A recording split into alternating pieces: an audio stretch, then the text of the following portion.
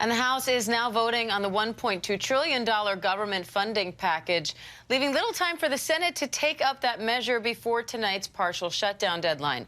The president has said that he's ready to sign that bill and hopefully avert that shutdown if it is approved by Congress in time. ABC's Jay O'Brien joins me now from Capitol Hill for more. Jay, House Republicans have been working to shore up some votes ahead of this. So is there enough support for this bill to pass?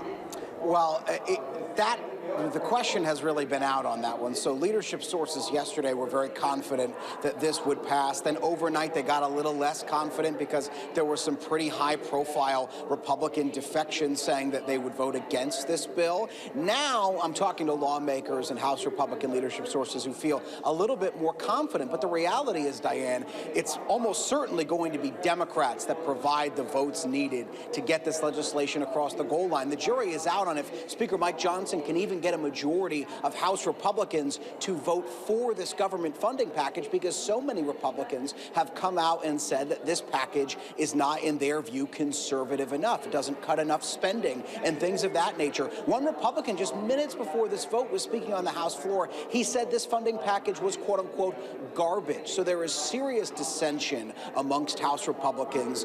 That is an issue for Speaker Mike Johnson. It calls into question his longevity as the Speaker of the House, because it only takes one Republican, as you know, to call a vote to oust the Speaker. We saw that with Kevin McCarthy, but we're getting a little ahead of ourselves with that question because this funding package still needs to pass. And while it looks on track to do so, it's looking like it's going to be close, Diane. Jay, what's included in this bill, and what are some of the big sticking points here?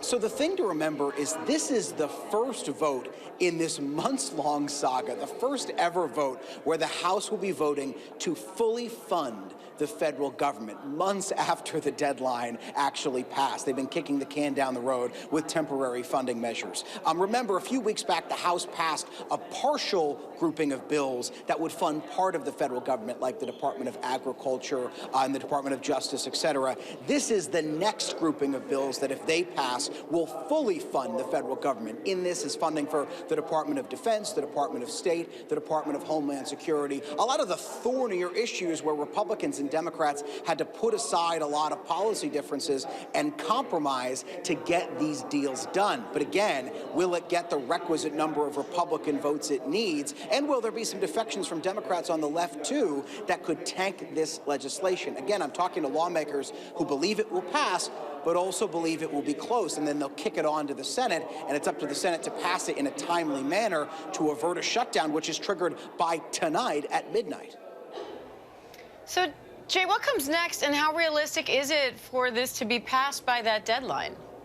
So it somewhat depends on the Senate, right? Republicans really wanted to call this to a vote a little bit earlier this week. They thought they were going to have the text of this legislation released, frankly, over last weekend, and they didn't, and it only came out midweek this week. So Friday was the earliest that they could really vote on it, given how late the text of this legislation came out and how late this deal came together. There were a few lingering sticking points. Now, if it does pass the House, they would kick it over into the Senate, and the Senate is a body that really operates on everybody getting along and everybody agreeing to do something in an expedited manner. And so if there is a Rand Paul, for instance, or some of the further right senators who want to throw some sand in the gears of this legislative process and slow down when these bills could come to a vote, they could do that, and that would mean a vote would be potentially into the weekend, maybe even, depending upon how much sand they throw into the gears, early next week. And that would mean a partial government shutdown over the course of the weekend. Now, a government shutdown over the course of a weekend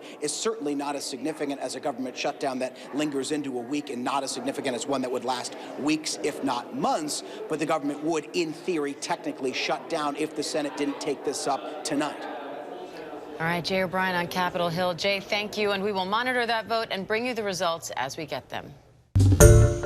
Hi, everyone. George Stephanopoulos here. Thanks for checking out the ABC News YouTube channel. If you'd like to get more videos, show highlights, and watch live event coverage, click on the right over here to subscribe to our channel. And don't forget to download the ABC News app for breaking news alerts. Thanks for watching.